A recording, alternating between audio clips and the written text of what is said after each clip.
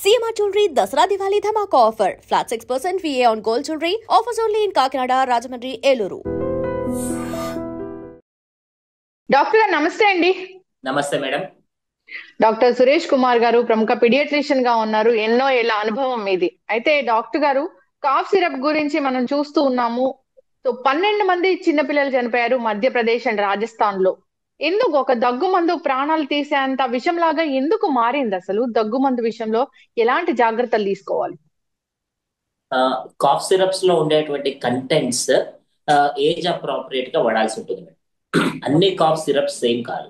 General గా మనం చూసినట్టయితే గనక ఫార్మసీస్ కి వెళ్ళి ఓవర్ ద కౌంటర్ మెడిసిన్స్ తీసుకునేటప్పుడు చాలా జాగ్రత్తగా ఉండాలి. వీలైనంత వరకు అసలు over the counter pharmacies should not dispense cough syrups without paediatrician's prescription. ఎందుకంటే దగ్గుకి కారణం సింపుల్ నేసల్ బ్లాక్ ఉండొచ్చు, థ్రోట్ లో ఇరిటేషన్ ఉండొచ్చు, లేదా ఊపిరితిత్తులో నిమోనియా కూడా ఉండొచ్చు మేడం. దానికి ప్రాబ్లం కి తగ్గట్టుగా మెడిసిన్ ఇవ్వకపోతే కనుక దానివల్ల ఒకటి ఇబ్బంది అవుతుంది. రెండు, కాఫ్ సప్రెసెంట్స్ ఏవైతే ఉంటాయో అవి <6 years పిల్లల్లో అసలు వాడకూడదు. అంటే దగ్గుని అణిచివేసేటువంటి మెడిసిన్స్, డెక్స్ట్రోమెథార్ఫన్ అనేటువంటి మెడిసిన్ 6 years లోపు పిల్లలకి వాడకూడదు అని చెప్పేసి క్లియర్ గైడ్ లైన్స్ ఉన్నాయి. బీట్ ఎఫ్డిఐ లేదా మన ఇండియన్ గైడ్ లైన్స్ కానివ్వండి, cough suppressants should be avoided in children <6 years. Okay, అసలు ఈ కాఫ్ సిరప్ లో ఏమి డ్రగ్ అనేది ఉంటుంది? ఇది అంతగా కిడ్నీల మీద ఎఫెక్ట్ చూపించేంతగా ఎందుకు అవుతుంది డాక్టర్ గారు? ఇది ఓన్లీ ఏజ్, డోసేజ్ దాని వల్లేనా జరిగింది, లేకపోతే ఇంకా ఏమైనా కారణం ఉందా? కాఫ్ సిరప్స్ కంటెంట్స్ గురించి మాట్లాడినట్టయితే మేడం, ఒకటి ఎక్స్పెక్టరెంట్ లేదా సప్రెసెంట్ అని ఉంటుంది. ఎక్స్పెక్టరెంట్ అంటే లోపల ఉండే కఫంని బయటికి తీయటానికి హెల్ప్ చేసేటువంటిది. సప్రెసెంట్ అనేది కాఫ్ పూర్తిగా సప్రెస్ చేయడానికి యూజ్ చేసేటువంటి మెడిసిన్. కేవలం ఆ కంటెంట్ మాత్రమే కాకుండా కొన్నిసార్లు ఏదైనా కంటామినేషన్ అవ్వడం మూలంగా మోస్ట్ ప్రాబబ్లీ ఇక్కడ జరిగింది డైథిలిన్ గ్లైకాల్ అనే ఒక సబ్స్టెన్స్ వల్ల కంటామినేట్ అయి ఉండొచ్చు. ఆ contamination it can happen at various levels. ఒకటి డ్యూరింగ్ మ్యానుఫ్యాక్చర్ అయి ఉండొచ్చు, లేదా డ్యూరింగ్ ప్యాకేజ్ అయి ఉండొచ్చు, లేదా డ్యూరింగ్ ప్రొక్యూర్మెంట్ ఆఫ్ రా మెటీరియల్స్ అప్పుడు కూడా అయ్యిండే అవకాశం ఉంటుంది. So it is something like alcohol అనుకోండి. డైథిలిన్ గ్లైకాల్ ఇవన్నీ కూడా ప్రిజర్వేటివ్స్ కింద లేదా కంటామినేట్ కింద వాడినప్పుడు దాని మూలంగా they can have effect on various organs like kidney. And cough syrup లో ఏముంటాయి అని అడిగారు మీరు. దాంట్లో కాఫ్ ఎక్స్పెక్టరెంట్ లాగానే బ్రాంకోడైలేషన్ అనేది కూడా ఉంటుంది మేడం. బ్రాంకోడైలేటర్ కూడా ఒక syrup form, cough syrup form లో ఇస్తారు. ఓకే, దానివల్ల మూసుకపోయినటువంటి శ్వాస పైపులు తెరుచుకొని పిల్లికూత శబ్దాలు అవన్నీ తగ్గటానికి హెల్ప్ అవుతుంది. ముందు చెప్పినట్టుగానే అందరికీ ఒకటే కాఫ్ సిరప్ పనిచేయదు. కాఫ్ ఎక్కడి నుంచి వస్తుంది, దానికి జెన్యూన్ గా కాఫ్ సిరప్ అవసరమా లేదా అని ఖచ్చితంగా పీడియాట్రిషియన్ చేత చూపించిన తర్వాతనే వాడటం ఇంపార్టెంట్. ఇది పెద్ద పిల్లలకు వాడే కాఫ్ సిరప్ ఇక్కడ వాడారని అనుకోవచ్చా? లెస్ లైక్లీ, బికాస్ ఏజ్ అప్రాపర్టీగా ఇచ్చింటారు. కాకపోతే దాంట్లో ఏదైనా కంటామినేట్ అవ్వటం మూలంగా అటువంటి హార్మ్ఫుల్ ఎఫెక్ట్స్ వచ్చిండే అవకాశం ఉంటుంది. And this is not the first time. There are instances in the past, even వేరే కంట్రీస్ లో కూడా ఇటువంటి జరిగినటువంటి సందర్భాలు చాలా ఉన్నాయి. అండ్ కేవలం కాఫ్ సప్రెసెంట్స్ అండ్ కాఫ్ సిరప్సే కాదు, యాంటీ హిస్టమినిక్స్ వాడేటప్పుడు కూడా చాలా కేర్ఫుల్ గా ఉండాలి. అంటే 1 year లోపు పిల్లలకి జలుబు దగ్గు రాగానే యాంటీ హిస్టమినిక్స్ అనేవి వాడితే దాని మూలంగా బ్రీతింగ్ ఆగిపోయేటువంటి అవకాశం కూడా ఉంటుంది. So we have to be really careful when we are using these cough syrups, antihistaminics. And there are guidelines that you should not use any antihistaminic less than 6 months age. కానీ ఒక్కొక్కసారి parents కి తెలియకపోవటం మూలంగా లేదా pharmacies, medical shops వాళ్ళు medicines dispense చేయటం మూలంగా వీటి వల్ల కూడా ప్రాబ్లమ్స్ వచ్చే అవకాశం ఉంటుంది. ఓకే, అయితే డాక్టర్ గారు చిన్న పిల్లలకి 2 years బిలో వాళ్ళకి దగ్గు జలుబు వచ్చిందంటే జనరల్ గా ఏం చేయాలి? వెంటనే డాక్టర్ దగ్గర తీసుకెళ్లాలా? మందులు అనేది అవసరం ఉంటుందా? ఒకవేళ దగ్గు మందు రాస్తే ఎట్లా ఇవ్వాల్సి ఉంటుంది? ప్రతి దగ్గుకి మెడిసిన్ అవసరం లేదు మేడం. మా ప్రాక్టీస్ లో ఇప్పుడు ఈ సీజన్ వింటర్ కానివ్వండి, రైనీ సీజన్, ప్రతిరోజు కనీసం 30-40 చిల్డ్రన్ విత్ కాఫ్ కోల్డ్ తోటి వస్తారు. అందరికి ప్రతిసారి మెడిసిన్ అవసరం లేదు. ఎస్పెషల్లీ ఈ కాఫ్ అండ్ కోల్డ్ కి మనం మెడిసిన్స్ వాడకపోయినా కూడా 5 to 6 days లో తగ్గిపోతాయి.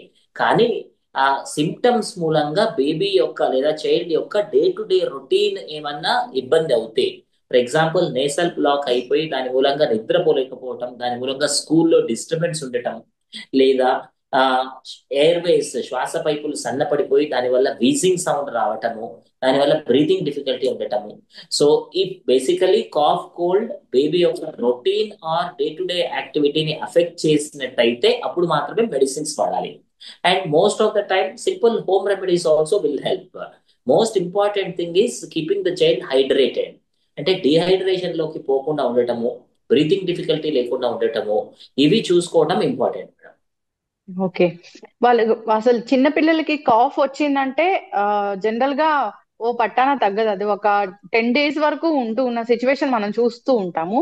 సో అప్పుడు స్టీమ్ ఇన్హలేషన్ అలాంటివి ఇవ్వచ్చా డాక్టర్ గారు? Steam inhalation is safe madam. And మీరు అన్నట్టుగా రీసెంట్ గా we are seeing lot of this. Cough వస్తే ఒక పట్టాన తగ్గట్లేదు అంటున్నారు కదా, we are seeing this. And Hyderabad లో ఇది చాలా ఎక్కువైంది.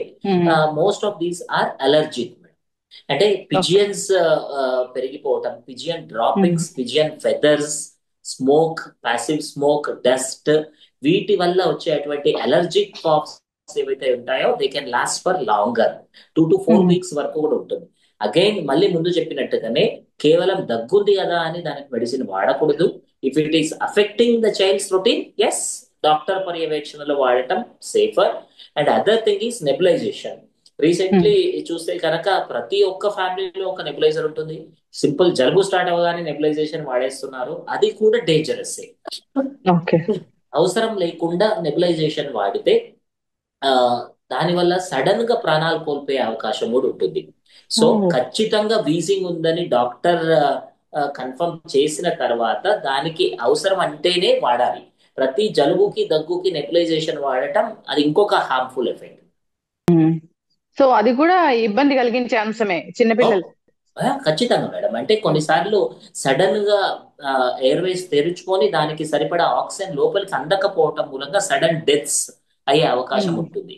అంతేకాదు వాటిలో వాడేటువంటి మెడిసిన్స్ వల్ల టకికార్డియా అంటే హార్ట్ రేట్ పెరగటము, ట్రెమర్స్ అంటే వణుకు రావటము, ఇటువంటివి కూడా ఉంటాయి. కాబట్టి అనవసరంగా ప్రతి జలుబు దగ్గుకి నెబులైజేషన్ వాడకూడదు.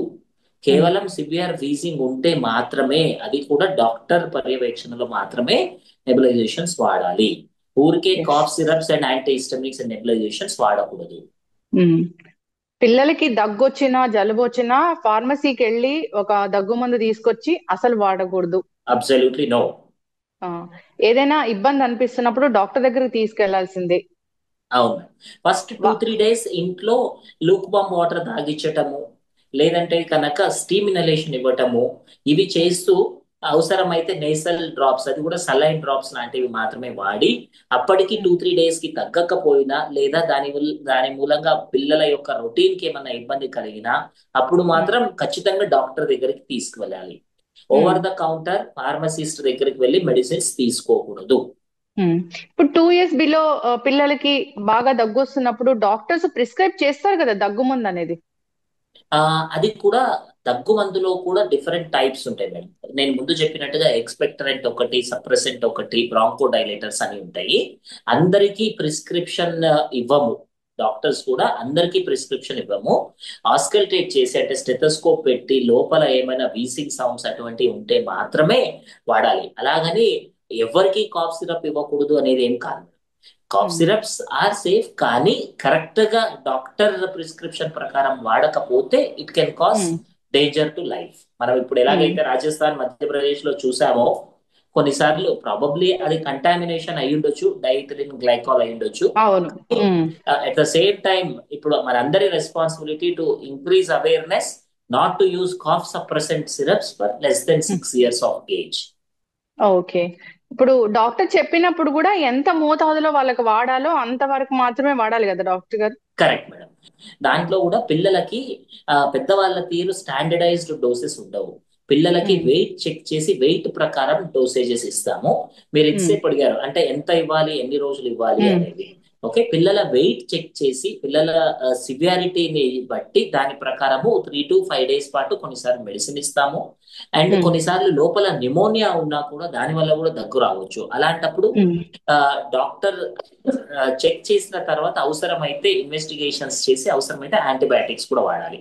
అలాగని again we should increase awareness, do not misuse antibiotics. Don't by antibiotics from pharmacy. అంటే లాస్ట్ టైం దగ్గు వచ్చినప్పుడు యాంటీబయాటిక్ ఇచ్చారు, ఇప్పుడు కూడా అదే వాడతాను అనేటువంటి సందర్భాలు చాలా చూస్తుంటాం. అది తప్పు. లాస్ట్ టైం వెళ్ళినప్పుడు దగ్గు మందు ఇచ్చారు, ఇంకా ఇంట్లో ఉన్న పిల్లలందరికీ కూడా ఇదే ఇవ్వాలని వాడే వాళ్ళు కూడా ఉంటారు. చాలా మంది ఉంటారు మేడం, అది తప్పు. ఎందుకంటే దగ్గుకి వేరు వేరే కారణాలు ఉండొచ్చు. గొంతులో ప్రాబ్లం ఉన్నా దగ్గు రావచ్చు, ఊపిరితిత్తులో ప్రాబ్లం ఉన్నా దగ్గు రావచ్చు. అది ఎందుకు వచ్చిందని చూసి దానికి తగ్గట్టుగా మెడిసిన్ వాడటం ఇంపార్టెంట్. ఎస్ డాక్టర్ గారు, ఇది సీజను ఫ్లూస్ వస్తూ ఉన్నాయి, ఇక చెప్పనవసరం లేదు, దగ్గు జలుబు జ్వరాలు చిన్నపిల్లల్లో రాకుండా ఎలాంటి జాగ్రత్తలు తీసుకోవాలి? ఒకటి, కరెక్ట్ వ్యాక్సినేషన్ తీసుకోవడం చాలా ఇంపార్టెంట్ మేడం. ఇన్ఫ్లుయెన్జా వ్యాక్సిన్ ఏదైతే ఉందో అది కరెక్ట్ గా తీసుకోవటం మూలంగా ఆల్మోస్ట్ 80% హాస్పిటల్ విజిట్స్ తగ్గించవచ్చు. రెండోది, అవాయిడ్ ఓవర్ క్రౌడెడ్ ఏరియాస్. వాళ్ళలో ఎవరికైనా కూడా జలుబు దగ్గు ఉంటే పెద్దవాళ్ళ నుంచి, పెద్దవాళ్ళకి అది కేవలం దగ్గు వరకే ఉండొచ్చు, కానీ పిల్లలకి అది పెద్ద ప్రాబ్లం అవ్వచ్చు. కాబట్టి క్రౌడెడ్ ఏరియాస్ అవాయిడ్ చేయటం, కోవిడ్ అప్పుడు మనం నేర్చుకున్నటువంటి లెసన్ మాస్క్ వేసుకోవటం, frequent sanitization of hands, frequent hand wash చేసుకోవటం, దగ్గు వచ్చినప్పుడు ఇలా దగ్గకుండా ఎల్బోలోకి దగ్గటం. Okay, that is important. లేకపోతే ఏమవుతుంది, చాలా వరకు ఇలా దగ్గేస్తారు, తెలియకుండా షేక్ హ్యాండ్ ఇస్తారు. వాళ్ళ దగ్గినప్పుడు వాళ్ళ చేతిలోకి వచ్చినటువంటి వైరసెస్, బ్యాక్టీరియా మనం షేక్ హ్యాండ్ ఇవ్వటం మూలంగా, టచ్ చేయడం మూలంగా స్ప్రెడ్ చేస్తాం. ఇవి basic precautions. And keep yourself hydrated well, avoid crowded areas, పిల్లలకి సరైనటువంటి టైంలో వ్యాక్సిన్స్ తీసుకోవటం మూలంగా we can avoid cough and colds. Yes, one final question doctor గారు. ఈ దగ్గు మందు తీసుకోవడం వల్ల కిడ్నీలు ఫెయిల్ అయ్యాయి అనేది మనం విన్నాము. ఏదైనా మందు వాడితే అది నిజంగానే కిడ్నీల మీద ఎఫెక్ట్ చూపిస్తుందా చిన్నపిల్లల్లో? ఉంటుంది మేడం. చాలా వరకు మెడిసిన్స్, సింపుల్ కాఫ్ సిరప్ కావచ్చు, ఒక యాంటీహిస్టమినిక్ కావచ్చు, యాంటీబయాటిక్స్ కావచ్చు, వీటన్నిటికీ కూడా ఎక్స్క్రీషన్ త్రూ కిడ్నీస్ జరుగుతాయి. కాబట్టి సరైన మోతాదులో లేకుండా ఎక్కువ డోసేజెస్ ఉన్నా లేదా కంటామినేట్ అయినా, కొన్నిసార్లు ప్రిజర్వేటివ్స్ ఏమన్నా తిరగబెట్టినా దాని మూలంగా కిడ్నీ ఫెయిల్ అయ్యే అవకాశం ఉంటుంది. కాబట్టి కరెక్ట్ ప్రిస్క్రిప్షన్ ద్వారానే తీసుకోవడం బెటర్. ఓకే, ఒక దగ్గు మందు బాటిల్ డాక్టర్ సిరప్ రాశారు అన్నప్పుడు ఆ బాటిల్ హాఫ్ అయిపోయింది అంటే, సో నెక్స్ట్ కి అది ఉంచాలా లేదంటే పడేసేయాలా? వీలైనంత వరకు దాన్ని మళ్ళీ రిపీట్ గా వాడకుండా మళ్ళీ అవసరమైనప్పుడు ఫ్రెష్ గా తీసుకోవటం బెటర్ ఆప్షన్. అంటే లాస్ట్ మంత్ ఇచ్చారు, అది అలాగే మిగిలిపోయింది కదా అని వాడి మళ్ళీ 3 months తర్వాత వాడతాను అంటే అది అలా స్టోర్ ఉండటం మూలంగా కూడా దాంట్లో బ్యాక్టీరియా కింద గ్రోత్ అవ్వచ్చు, లేదా కంటామినేట్ అవ్వచ్చు, ఇటువంటివి వచ్చే అవకాశం ఉంటుంది. వీలైనంత వరకు ఫ్రెష్ ప్రిపరేషన్ ఆఫ్ మెడిసిన్ మాత్రమే తీసుకోండి. అండ్ అది కూడా ఎక్స్పైరీ డేట్ కూడా చూడటం ఇంపార్టెంట్. దాంట్లో ఉన్నటువంటి ప్రిజర్వేటివ్స్ మీద కూడా ఒకసారి కన్నేసి ఉంచటం బెటర్. ఎస్, చాలా చక్కటి ఇన్ఫర్మేషన్ డాక్టర్ గారు, అందరూ ఫాలో అవ్వాలని కోరుకుందాం. ఈ దగ్గు మందు ప్రాణాలు తీసింది, చిన్నపిల్లల్ని ఎంతో మంది చనిపోయారు, 12 మంది వరకు చిన్నారులు చనిపోయారు. సో ఇది తీసుకోవడం వల్ల కిడ్నీలు ఫెయిల్ అయిపోయాయి, ఇలా చెప్తున్న నేపథ్యంలో చాలా బాధాకరంగా అనిపిస్తుంది అసలు ఈ వార్త వినడానికే. సో ఇది అవేర్నెస్ కోసం చేస్తున్నాము, అందరూ దీన్ని ఫాలో అవ్వాలని కోరుకుందాము. సో చక్కటి ఇన్ఫర్మేషన్ డాక్టర్ గారు, ధన్యవాదాలు. And for more videos, please subscribe to iDream. Please subscribe to iDream. Please subscribe iDream. And please subscribe to iDream. For more videos, subscribe to iDream. please like, share and subscribe to the channel. Congratulations, iDream.